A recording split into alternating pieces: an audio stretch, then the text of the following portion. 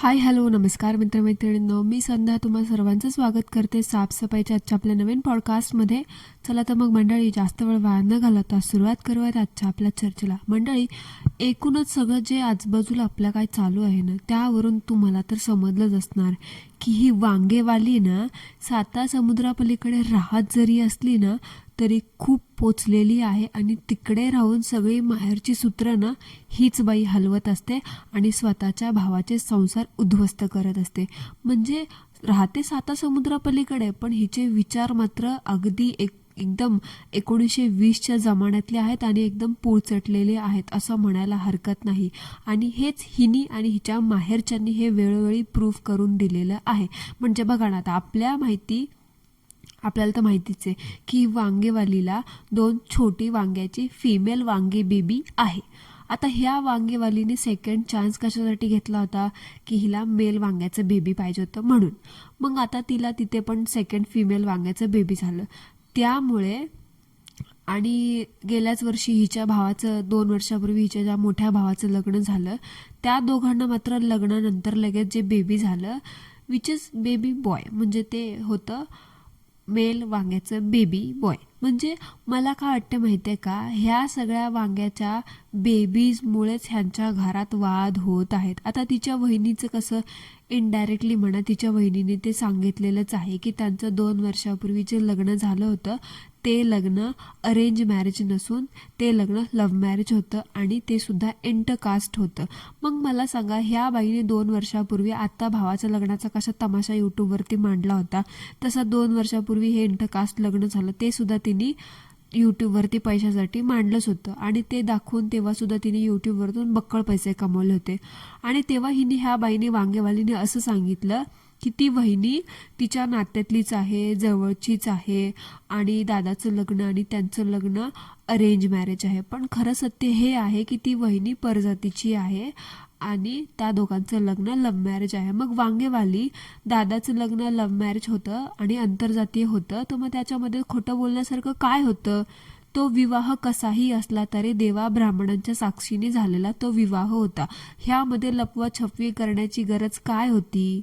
कारण आजकाल कोण इंटरकास्ट लग्न करत नाही, कोण लव्ह मॅरेज करत नाही. आजकाल हे लव्ह मॅरेज किंवा इंटरकास्ट मॅरेज ही गोष्ट खूप कॅज्युअल आहे, खूप नॉर्मल आहे. पण ह्या बोंबलीसारखे आणि हिच्या घरच्यांसारखे जे पुळचटलेले विचाराची लोक असतात ना, ती मात्र हे असेच विचार घेऊन बसतात की ह्यांच्या म्हणण्याप्रमाणे आंतरजातीय विवाह करणं किंवा लव्ह मॅरेज करणं खूप मोठा गुन्हा आहे. बहुतेक मला तर ह्या बोंबलीचं काय वाटतं माहिती आहे का, हिला लव्ह मॅरेज करण्याचा चान्स दिला नसावा, हिला इंटरकास्ट मॅरेज करण्याचा चान्स दिला नसावा आणि भावालाच कसा काय दिला. आता सेकंड भावाचं पण तसंच लग्न आहे म्हणे, तेव्हा पण आता पण हिने ते सांगितलं की त्याचं सुद्धा अरेंज मॅरेज आहे वगैरे वगैरे. हे असं बहुतेक हिला चान्स मिळाला नाही म्हणून ना हिची खूप जळते आणि ही ती भडास आहे ना अशी काढते. म्हणजे एकीकडे त्या भावांचं प्रायव्हसी, त्यांचं लग्न, त्यांची प्रत्येक आयुष्यातली खूप स्पेशल, खूप एकदम महत्त्वाची, खूप युनिक मोमेंट अशी यूट्यूबवरती दाखवायची आणि स्वतःचं अकाउंट भरायचं आणि नंतर लगेच त्याच लोकांना उलटून डसून जायचं, त्यांच्याच वरती परत पलटवार करायचं. हे असं बाई, तू तेव्हाच खरं बोलली असते की त्यांचं लव्ह मॅरेज आहे आणि ते लव्ह मॅरेज इंटरकास्ट आहे, तर मग त्यामध्ये लपवछपवी करण्याची काहीच गरज नव्हती आणि तुला कोणी काही सुद्धा बोललंच नसतं. पण ते मी नेहमी म्हणते तेच ना, जी खोटं बोलणार नाही, जी लपवछपवी करणारच नाही, ती यूट्यूबर कसली, ती धुनी भांडीवाली कसली, आणि तू तेच केलंस. आणि आता तुला पण माहिती आहे तू अशी घाण फसलीच नाही ह्या सगळ्या लपवछपवीमध्ये की तुला ह्यातून बाहेर पडणं अवघड झालंय. आणि मंडळी बघा, आता ही जसं तिकडे साता समुद्रापलीकडे जाईल ना, आता इथून तर पैसे कमवून झाले, आता बघा लग्नाचे व्लॉग तर संपलेले आहेत. आता येतात ते वेगळे कुठेतरी बोंबलत हिंडायला उंडगत गेलेले, शॉपिंग करायलेले, इकडे गेले तिकडे गेले, पूर्वजांकडे गेले, महाराजांकडे गेले, ह्याचे त्याचे व्लॉग येतात. म्हणजे हिचा आता लग्नाचा कंटेंट संपलेला आहे आणि पैसे येण्याचा सुद्धा मार्ग संपलेला आहे. म्हणून आता जसं त्या साता समुद्रापलीकडच्या घरामध्ये टेकल तसं बसेल लगेच त्या बन्याला घेऊन सोफ्यावरती आणि देत बसेल क्लिअरिफिकेशन प्रत्येक गोष्टीवर. नाहीतरी हिची ही सवयच आहे, पहिला सगळे उद्योग, सगळे कांड नको त्या गोष्टी करायच्या आणि नंतर एक सोफा पकडायचा आणि बन्याकडून स्क्रिप्ट लिहून घ्यायची आणि त्या गोष्टीवरतून लेक्चर देत बसायचं, लोकांना म्हणायचं की हे मेंटली सीक लोक आहेत, हे मेंटली सीक लोक आहेत. बाई तुझी मेंटॅलिटी बघ आता, तुझ्या घरच्यांनी तुझी पोलखोल केली की तुझी मेंटॅलिटी कशी आहे आणि तुझ्या बुद्धीला किती गंज लागलाय ते. आणि वांगेवाले हे तू ना स्वतः प्रूफ केलंस की तू ना सुरुवातीला लग्न लावून देताना बघ कशी थिरकत होतीस लग्नामध्ये त्या, आणि आता काय तुला रोग आला का ग अचानक? हां, त्या वहिनीबद्दल एवढं वाईट साईड बोलत बसले, तिच्यासोबत एवढं वाईट वागलेस. मग तिच्यासोबत वाईट वागायचंच होतं तर मग तिच्या आयुष्यातले सगळे प्रायव्हेट मोमेंट यूट्यूबवरती दाखवून पैसे का कमवलेस? तिच्या जीवावरती मजा मारलीस आणि आता त्याच वहिनीला असे डाफरतीयस. सुरुवातीला तिला पार असं म्हणायचं की आपली सून सुद्धा मुलगीच असते, सुनेला मुलीसारखं सांभाळा म्हणजे कुठल्याही घरात वाद होणार नाहीत, सुनेला मुलीसारखं प्रेम द्या, सासूने सुद्धा सुनेला मुलीसारखं समजावं, सुनेने सुद्धा सासूला आईसारखंच मानावं, असं तसं एवढं मोठं लेक्चर देत बसली होतीस लग्नाच्या वेळी. मग आत्ता काय अचानक तुझ्या अंगात वारं घुसलं ग, जे ती वहिनी आणि भाऊ तुझ्यासाठी एवढे वाईट झाले? मंडळी घ्या, हीच आहे त्या बोंबलीची रियालिटी. बहुतेक हिला ना स्वतःला बॉय वॉंगो बेबी नाही आहे ना, म्हणून तिच्या माहेरच्यांनी आणि ह्या वांगोवालीने त्या वहिनीला आणि भावाला ना असं हिडीस करून घराच्या बाहेर काढले. कारण तुम्ही पाहिलं असेल बोंबलीने आजवर तिच्या व्लॉगमध्ये कधीसुद्धा त्या मुलींना मुली असं संबोधलं नाही. जेव्हा तेव्हा मुलं मुलं मुलं मुलं, आमची मुलं, माझी मुलं, आमची मुलं, मुलं इकडे गेली, मुलं शाळेत गेली, मुलं हे केलं, मुलं ते केलं, असंच म्हणत आली. म्हणजे आता मला सांगा, 2 मुलं असतात तेव्हा आपण त्यांना मुलं म्हणतो, बरोबर? 1 मुलगा 1 मुलगी असतो आपण तेव्हा त्यांना मुलंच म्हणतो. पण जेव्हा 2 मुली असतात स्पेसिफिकली आपण त्यांना मुली असं बोलतो, मुली असं संबोधतो. पण ही अडदान बिंडोक म्हातारी वांगेवाली मुलींना पण नेहमी मुलं मुलं असंच बोलत आली आहे. यावरतून ही गोष्ट प्रूफ होते की त्या वहिनीला आणि भावाला वाळीत टाकण्याचं का कारण आहे आणि त्यांना का वाळीत टाकण्यात आलेलं आहे. यामध्ये त्या चिमुकल्या बाळाचा काय दोष होता, काय चुकी होती ग वांगेवाले फांगेवाले? कळत नाही का तुला? एक आई म्हणून तू कधीच विचार केला नाहीस का ग त्या बाळाचा? ओ बोंबले टोंबले, अरे हो, मी तर विसरले, जी स्वतःच्या स्वतःच्या मुलांचा कधी विचार करत नाही, जिला फक्त स्वतःचं कम्फर्ट, स्वतःचं लॅविश लाईफ, हिंडणं फिरणं, 15 देश फिरणं, नाचणं, बेडकागत उड्या मारणं हे जास्त महत्त्वाचं वाटतं, ती दुसऱ्यांच्या मुलांचा विचार कशाला करेल ना? बहुतेक ह्या तुझ्या असल्या तुसड्या नासक्या स्वभावामुळे ना त्या दोघांचं ना तुमच्या घरात टिकलं नाही आणि तुम्ही लोकांनी टिकवून घेतलं नाही, आणि तुमच्या ह्या असल्या नासक्या स्वभावामुळे ना तुम्हाला भारतात पण मित्र नाही आहेत आणि भारताबाहेर सुद्धा मित्र नाही आहेत. मंडळी मला सांगा, जेव्हा कधी पण कोणी पण लोक भारतात जातात ना तेव्हा स्पेशली ते वेळ काढून मंडळी आपल्या मित्रमैत्रिणींना भेटतात. आता ह्या बघा, ह्या बन्याला तर काय मित्र नाहीच, त्या म्हातारीला तर सोडा, तिचं गेली होती एक मैत्रीण कुठली तरी भेटायला तिला, ते पण तिचं काम होतं बोंबलीचं म्हणून गेली होती त्या मैत्रिणीला भेटायला. पण ह्या बन्याचं ह्याला 2 महिने झालं भारतात येऊन एक सुद्धा मित्र भेटायला आलेला नाही. त्या बोंबलीचं समजू शकतो की तिला मित्र नसतील, मैत्रीण असेल. एक होती, तिला पण गेली, स्वतःचं काम होती म्हणून तिच्या दारात टपकली, तिच्या दारात प्रकट झाली, लग्नात तर ती मैत्रीण दिसलीच नाही. असो, तो सगळा विषय वेगळा. पण ह्या बन्याचं मला कळत नाही, आता एवढा लहानाचा मोठा इथेच झाला, पार आयुष्य आता 2 महिने झाला पडला होता तिथे नाशिकमध्ये, तिकडे दुसरीकडे लग्नासाठी वगैरे.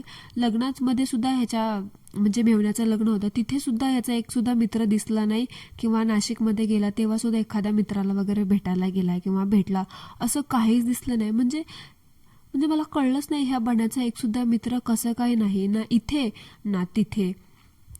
म्हणजे कसं काय हे लोक एवढे माणूस घाणे असू शकतात? म्हणजे बहुतेक असेच येत वाटते, हे माणूस घाणे एकलकोंडे, स्वतः एवढे कांड करून ठेवतात ना, त्याच्यामुळे ह्यांना कोणी सुद्धा बोलतही नसेल आणि कोणी बोलवतही नसेल आणि ह्यांच्यासोबत कोणी मैत्री पण करत नसेल. त्या भारताबाहेर पण तसंच, त्यांना धड कुठला शेजारी बोलताना कधी दिसला नाही, ना ऑफिसमधला कधी कुठला मित्र बोलताना दिसला नाही. नाही बन्या एक दिवस कुठेतरी क्रिकेट खेळायला गेला होता, तिथे पण कुठल्या लोकांसोबत क्रिकेट खेळलं, काय खेळलं, काही सुद्धा दाखवलं नाही. फक्त ह्याच्या व्हिडिओमध्ये त्याची ती पार्वती माने आणि फक्त एवढं दोघंच असतं. ह्या दोघांच्या पलीकडे ह्या दोघांना आयुष्यच नाही आहे वाटतं.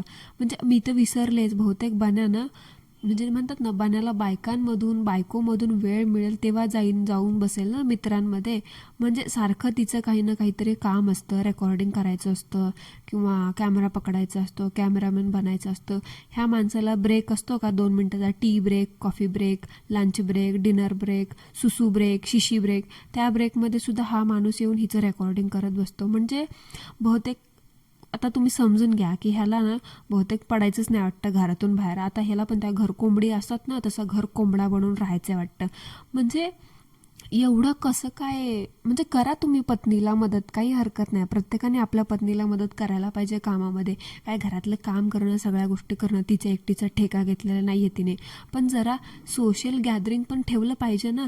मनातल्या काही गोष्टी एखाद्या मित्रासोबत बोलल्यावरती आपलं मन थोडं हलकं होतं, छान वाटतं. आपण अशा प्रत्येक गोष्टी नसतात कुठल्याच की आपण आपल्या नवऱ्याला सांगत बसतो, बायकोला सांगत बसतो, असं नसतं.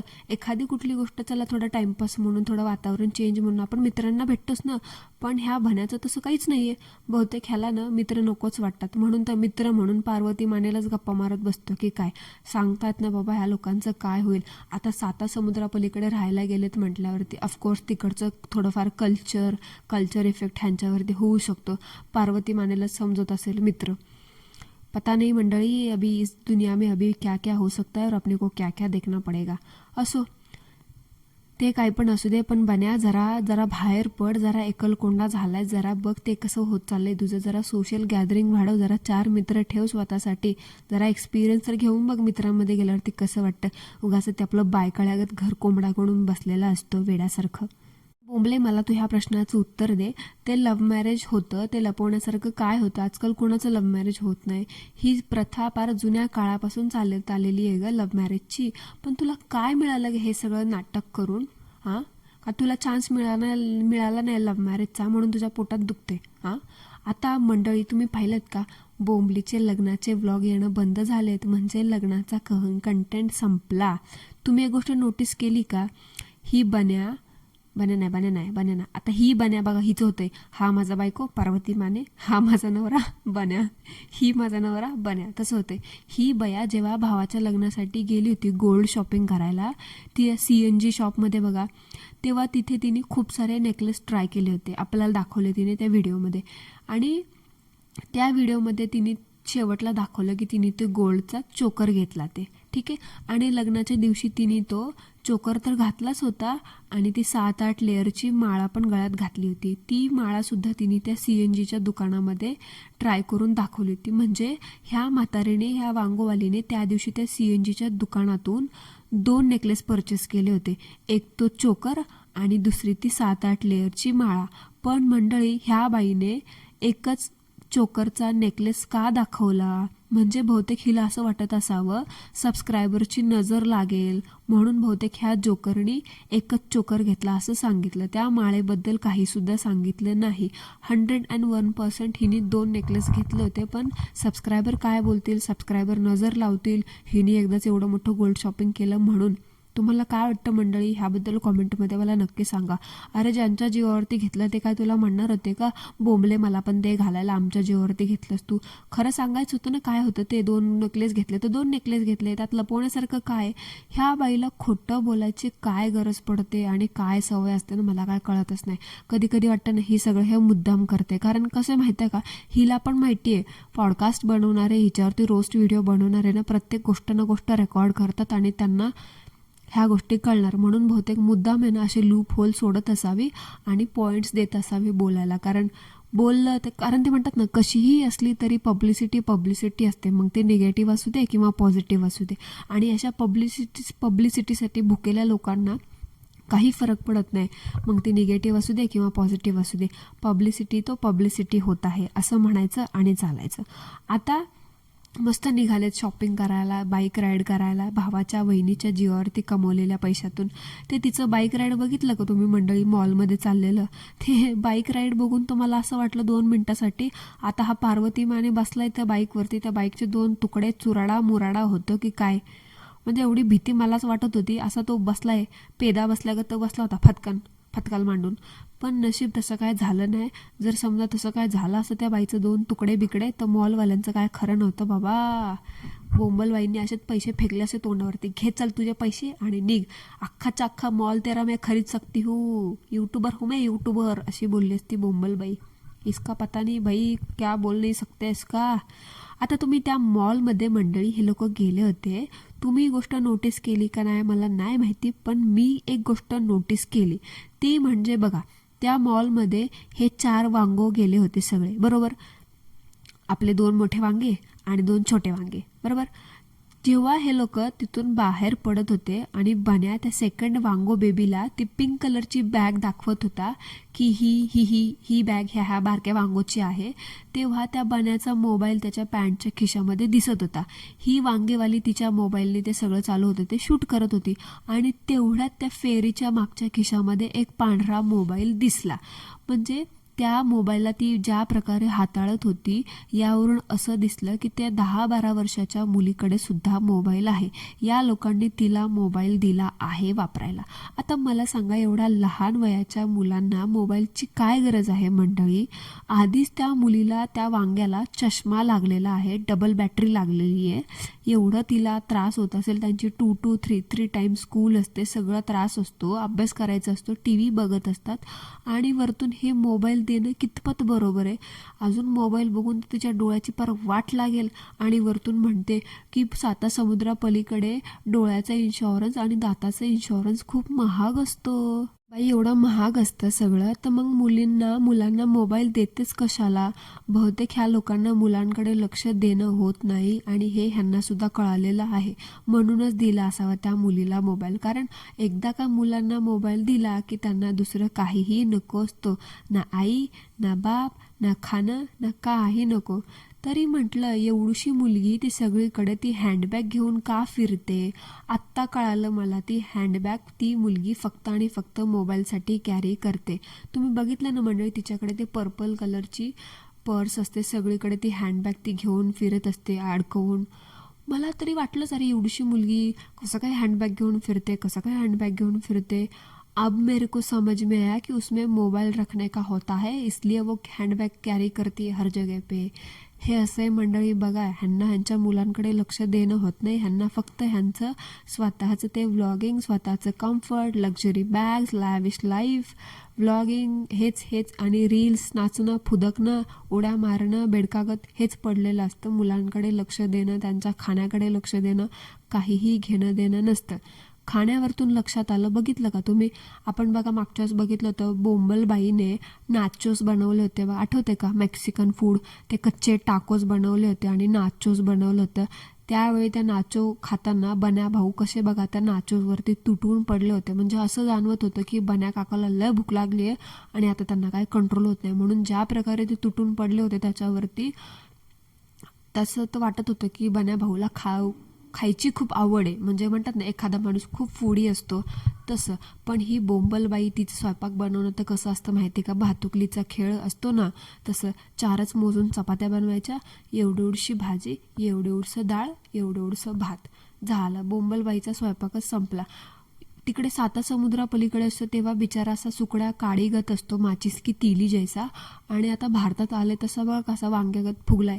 म्हणजे आता मी म्हणत नाही की फुगलाय वगैरे, पण म्हणतात ना छान दिसायला लागलाय, असं मला म्हणायचं. आता छान दिसायला लागले म्हटल्यावरती येईल कोणीतरी म्हणत की बघा ही दुसऱ्यांच्या नवऱ्यावरती डोळे टाकून बसते, तर तसं काय नाही मंडळी. म्हणजे एक नोटीस करण्याची गोष्ट असते ना, की इकडे आल्यापासून बहुतेक त्याच्या जेवणाकडे सगळ्यांचं लक्ष आहे. आता सासरी आहेत, तो त्याच्या बोंबलीच्या माहेरी आहे, म्हणजे बण्याचं सासर झालं ना, तिथे सासूबाई बहुतेक जावांची खूप खातिरदारी करतायत वाटतं ऑन टाईम. आणि नाशिकला तर गेलाच आहे वाटतं स्वतःच्या मम्मीकडे. मग मम्मी पण एकदम चांगलं चुंगलं मस्त ऑन टाईम सगळं बनू दादाच्या हातामध्ये देत असेल, त्याला पाहिजे त्या गोष्टी करून खाऊ घालत असेल आणि पोटभर खाऊ घालत असेल. मेन म्हणजे एखाद्या माणसाचं पोट भरलं ना की त्याची तब्येत ॲटोमॅटिकली सुधारते. आणि मेन म्हणजे तो मेंटली शांत असेल, त्याला मानसिकदृष्ट्या तो शांत असेल, तर तो ॲटोमॅटिकली त्याचं वजन सुधारलं जातं. आणि तसाच फरक ह्या बन्यादादाच्या बाबतीत जाणवून आलेला आहे. शेवटी किती केलं तरी आईच्या हातचं खाऊन माणूस सुधारतोच, तसंच झालंय ह्याच्या बाबतीत. बोंबली बिचारी तिकडे जाते, एवढं दाखवते, शो ऑफ करते, हे बनवते ते बनवते ते एवढे उडसं चिमणीचा घास, कावळ्याचा घास, याच्या पोटात जातं का त्याच्या पोटात जातं कोणाच्याच कळत नाही. म्हणजे ते म्हणतात ना, आडजीभ खा आणि पडजीभ बोंबलत जा, तसं होतं. म्हणून तो बन्या तिकडे जाऊन बिचारा वाळून जातो. इकडे आलं की आईच्या हातचं सासूच्या हातचं खाऊन बिचारा मस्त सुधारलाय. बहुतेक त्याला पण वाटत असावं की माझी बायको असा स्वयंपाक का बनवत नाही. पण ना तुला सांगू का बन्या, ती ना आता फक्त पैशांच्या मागे लागले. तिला पैसों के अलावा कुछ नाही दिखेगा. थोड्या दिवसांनी तुझ्याकडे पण बघायला कमी नाही करणार. त्याच्यामुळं आवर घाल वेळीच, नाहीतर काय खरं नाही तुलाच तुझा ते भांडी वासन गोळा करावं लागेल आणि म्हणेल कल्टी मारायला लावेल तुला. बघा आता काय होतंय ते, कितपत कुणाला आवर घालायचं हे आपल्या हातात असतं. सो मंडळी, that's it for today. I hope तुम्हाला आजचं आपलं पॉडकास्ट आवडलं असेल तर कॉमेंटमध्ये मला नक्की सांगा. नसेल आवडलं तरीसुद्धा कॉमेंटमध्ये सांगायला विसरू नका. भेटूया लवकरच एका नवीन चर्चेसोबत, एका नवीन नमुन्यासोबत. तोपर्यंत ॲज ऑलवेज सर्वांनी काय करायचं ते करा. Thank you so much. धन्यवाद.